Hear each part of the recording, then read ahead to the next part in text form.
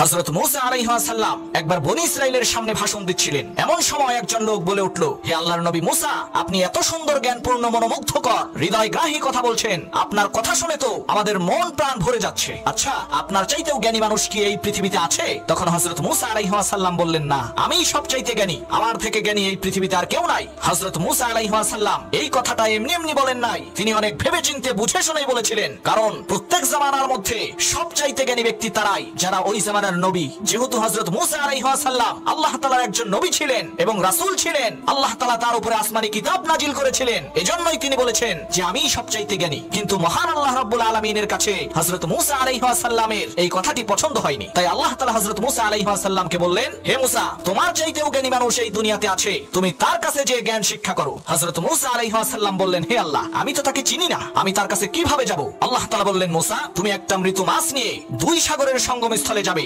দুইটি সাগর যেখানে মিলিত হয়েছে সেখানে গেলেই তোমার সেই মাছটি হারিয়ে যাবে, আর সেখানেই তুমি আমার সেই বান্দাকে খুঁজে পাবে। হযরত মূসা আলাইহিস সালাম আল্লাহ তাআলার কথা মতো তার ব্যাগের মধ্যে একটি মৃত মাছ নিলেন এবং তার সঙ্গী হিসেবে হযরত ইউশা ইবনে নুন আলাইহিস সালামকে সাথে নিয়ে দুই সাগরের সঙ্গমস্থলে পৌঁছাবার জন্য যাত্রা শুরু করলেন। তারা দুইজন মিলে সাগরের পার ধরে হাঁটছেন, আর মূসা আলাইহিস সালাম তার খাদেমকে বলছেন, ওয়াইদ ক্বালা মূসা লিফাতাহু লা আবরাহু হাত্তা আবলুগা মাজমাআল বাহরাইনি আও আমদিয়া হুকুবা, দুই সাগরের সঙ্গমস্থলে পৌঁছানোর আগ পর্যন্ত আমি আমার সফরকে শেষ করব না, অন্যথায় আমি যুগের পর যুগ ধরে, বছরের পর বছর ধরে চলতেই থাকবো। এখানে অবাক করা বিষয় হলো, হযরত মূসা আলাইহিস সালামকে আল্লাহ রাব্বুল আলামিন আসমানি কিতাব দিয়েছিলেন, তিনি নবী ছিলেন এবং রাসূল ছিলেন, তবুও তার জ্ঞান শিক্ষা করার প্রতি কত আগ্রহ! সুবহানাল্লাহ। তো যাই হোক, একসময় হাঁটতে হাঁটতে তারা ক্লান্ত হয়ে পড়লেন। তারা তাদের ক্লান্তি দূর করার জন্য অনেক বড় একটি পাথরের ছায়ায় কিছুক্ষণ বিশ্রাম নিচ্ছিলেন। এমন সময় ঘটলো এক আশ্চর্য ঘটনা। তারা যে শিলাখণ্ডের পাশে বিশ্রাম নিচ্ছিলেন, সেই পাথরটার উপর দিয়ে একটা ঝর্ণা প্রবাহিত হচ্ছিল। সেই ঝর্ণার নাম হচ্ছে আল হায়াত। এই ঝর্ণার পানির একটা বিশেষত্ব হলো, কোন মৃত প্রাণীর গায়ে যদি এই আল হায়াতের পানি লাগে, তাহলে সাথে সাথে ওই মৃত প্রাণীটি জীবিত হয়ে যায়। হযরত মূসা আলাইহিস সালাম তার ব্যাগে করে যে মৃত মাছটি নিয়ে এসেছিলেন, সেই মাছের গায়ে ওই আল হায়াতের একটু পানি এসে লাগে,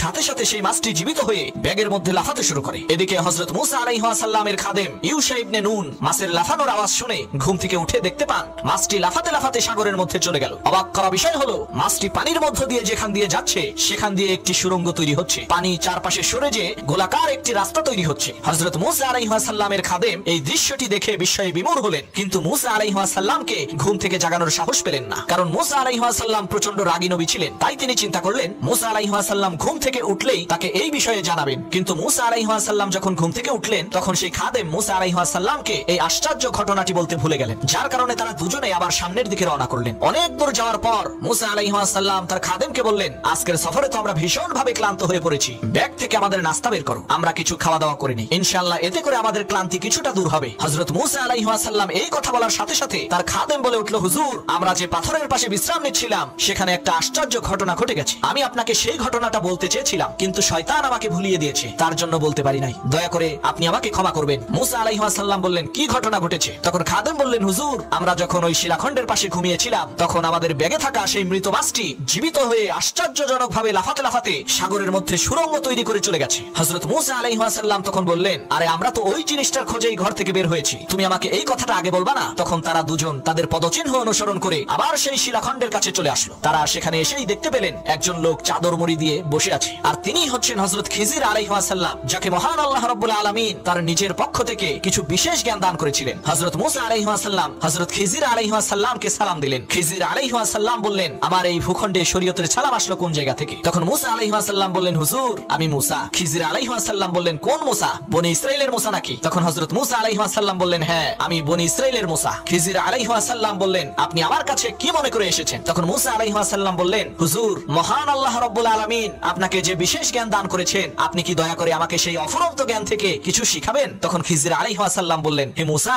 আমি তো আপনাকে শিখাতে পারবো, কিন্তু আপনি শিখতে পারবেন না। তার কারণ হলো, মহান আল্লাহ রাব্বুল আলামিন আপনাকে দিয়েছেন এক ধরনের জ্ঞান আর আমাকে দিয়েছেন আরেক ধরনের জ্ঞান, যার কারণে আমি যদি কোনো ভালো কাজও করি, আপনার মনে হবে আমি খারাপ কাজ করছি, আপনি আমার সাথে থেকে ধৈর্য ধারণ করতে পারবেন না। আর যেই বিষয়ে আপনার কোনো ধরনের কোনো জ্ঞান নেই, সেই বিষয়ে আপনি কিভাবে ধৈর্য ধারণ করবেন? তখন মূসা আলাইহিস সালাম বললেন, ক্বালা সাতাজিদুনি ইনশাআল্লাহু সাবিরান ওয়া লা আসি লাকা আমরা। হুজুর, ইনশাআল্লাহ আপনি আমাকে সবরকারী হিসেবেই পাবেন এবং কোনো ব্যাপারেই আমি আপনার হুকুম অমান্য করব না, আপনি যা বলবেন আমি তাই শুনবো। তখন খিজির আলাইহিস সালাম বললেন, ক্বালা ফাইন ইত্তাবা'তানি ফালা তাসআলনি আন শাইইন হাত্তা উহদিথ লাকা মিনহু যিকরা। হে মূসা, আমি ভালো মন্দ যাই করি না কেন আপনি আমাকে কোনো ধরনের কোনো প্রশ্ন করতে পারবেন না। এই শর্ত যদি আপনি মেনে নেন তাহলে শুধুমাত্র আপনি আমার সাথে আসতে পারবেন। হযরত মূসা আলাইহিস সালাম বললেন, মঞ্জুর, আপনার শর্ত আমি মেনে নিলাম। এরপর হযরত মূসা আলাইহিস সালাম এবং খিজির আলাইহিস সালাম এই দুইজন মিলে সাগরের পার ধরে সামনের দিকে চলতে থাকলেন। তারা হঠাৎ একটা নৌকা দেখতে পেয়ে সেই নৌকার কাছে যে নৌকার মাঝিদেরকে বললেন, ভাই,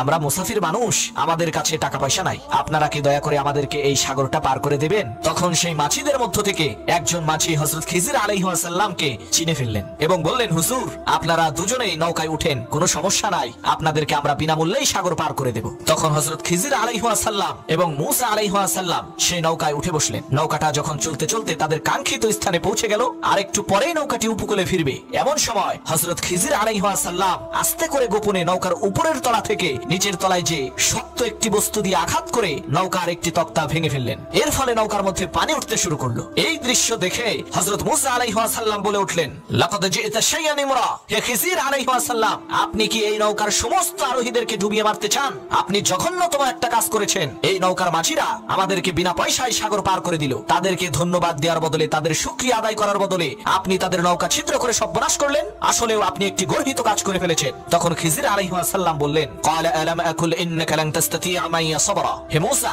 আমি না তোমাকে আগেই বলেছিলাম তুমি আমার সাথে সবর করতে পারবে না, কারণ আমার যে জ্ঞান আছে তোমার সেই জ্ঞান নাই, আবার তোমার যে জ্ঞান আছে সেই জ্ঞান আমার নাই। তখন মূসা আলাইহিস সালাম খিজির আলাইহিস সালামকে বললেন, ক্বালা লা তুআখিযনি বিমা নাসিতু ওয়া লা তুরহিকনি মিন আমরি উসরা। হুজুর, ভুল চুকের জন্য আমাকে পাকড়াও করবেন না, আমার ব্যাপারে আপনি কঠোর নীতি অবলম্বন করবেন না, মেহেরবানি করে আমাকে ক্ষমা করে দিন। হযরত খিজির আলাইহিস সালাম ক্ষমা করে দিলেন। এরপর তারা নৌকা থেকে নেমে সামনের দিকে আবার রওনা করলেন। তারা দেখতে পেলেন মাঠের মধ্যে অনেকগুলো ছেলে মেয়েরা খেলাধুলা করছে। সেই ছেলে মেয়েদের মধ্য থেকে একজন ছেলে দেখতে খুবই সুন্দর, অন্য সবার চাইতে সেই ছেলেটি সুদর্শন এবং অত্যন্ত বুদ্ধিমান। হযরত খিজির আলাইহিস সালাম সেই সুন্দর বালকটির কাছে যে সেই বালকটিকে ঘাড় মটকে হত্যা করলেন। এই দৃশ্য দেখা মাত্রই হযরত মূসা আলাইহিস সালাম বলল, লাকাদ জি'তা শাইয়ান নুকরা। আপনি জঘন্যতম একটা কাজ করেছেন। এই নিষ্পাপ মাসুম বেগুনা বাচ্চাটাকে আপনি কেন হত্যা করলেন? সে কি কোনো অপরাধ করেছিল? তার কি কোনো দোষ ছিল? এই নিকৃষ্ট আর জঘন্য সাংঘাতিক কাজটা আপনি কিভাবে করতে পারলেন? তখন খিজির আলাইহিস সালাম বললেন, ক্বালা আলাম আকুল লাকা ইন্নাকা লান তাসতাতিআ মাইয়া সাবরা।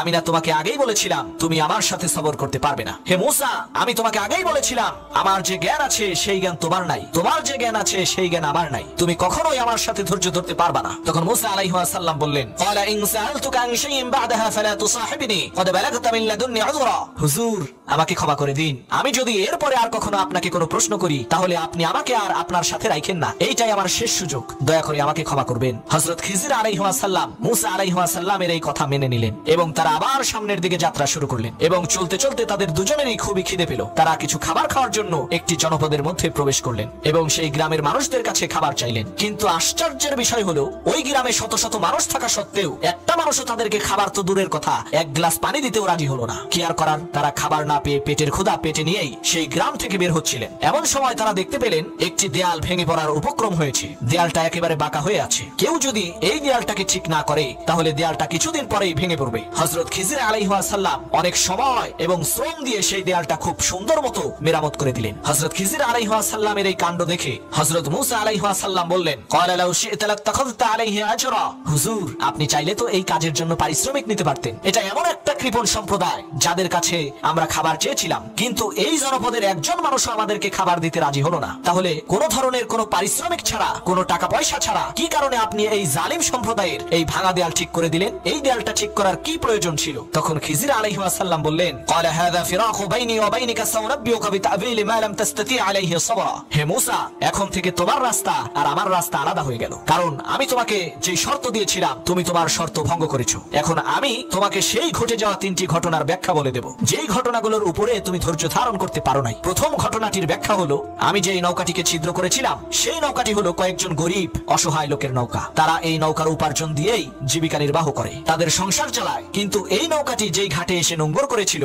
সেই ঘাট থেকে একটু দূরেই এক জালিম বাদশা তার সৈন্যবাহিনী দিয়ে অবৈধভাবে মানুষের প্রত্যেকটা ভালো নৌকা যুদ্ধে যাওয়ার জন্য জোর করে নিয়ে নিচ্ছিল। এই কারণে আমি সেই নৌকাটিকে ছিদ্র করে দিয়েছিলাম যাতে নৌকাটি ডুবে যায়, আর সেই জালিম বাদশার সৈন্যরা এসে যাতে নৌকার দোষ ত্রুটি দেখে নৌকা নৌকাটি না নিয়ে ফেলে রেখে চলে যায়। আর কিছুদিন পরে এই নৌকাটিকে মেরামত করে আবার যাতে সেই গরিব অসহায় লোকেরা নৌকা দিয়ে উপার্জন করে তাদের জীবিকা নির্বাহ করতে পারে, এটাই ছিল আমি যে সেই নৌকা ছিদ্র করেছিলাম তার ব্যাখ্যা। আর যেই বাচ্চাটিকে আমি হত্যা করেছিলাম তার মা বাবা ছিল খুবই ভালো মানুষ, নেককার, পরহেজগার, আল্লাহওয়ালা, খোদাভীরু মানুষ। কিন্তু মহান আল্লাহ রাব্বুল আলামিন আমাকে জানিয়ে দিয়েছেন যে এই বাচ্চা ভবিষ্যতে নমরুদ আর ফিরাউনের মতো পৃথিবী বিখ্যাত কাফের হবে, আল্লাহ তাআলার সাথে নাফরমানি করবে, মা বাবার সাথে নাফরমানি করবে, তার জান্নাতি মা বাবাকে জাহান্নামে নিয়ে যাবে। এই কারণে মহান আল্লাহ রাব্বুল আলামিন আমাকে হুকুম দিয়েছেন যে এই বাচ্চাকে তুমি হত্যা করো। এই বাচ্চার বদলতে আমি আল্লাহ ওই বাচ্চার মা বাবাকে ওর চাইতে অনেক জ্ঞানবান, অনেক সুন্দর আর অনেক সুদর্শন নেককার সন্তান দান করব। মুসা, তুমি কি মনে করেছো আমি এই সব কাজ নিজের ইচ্ছায় করেছি? কখনোই না।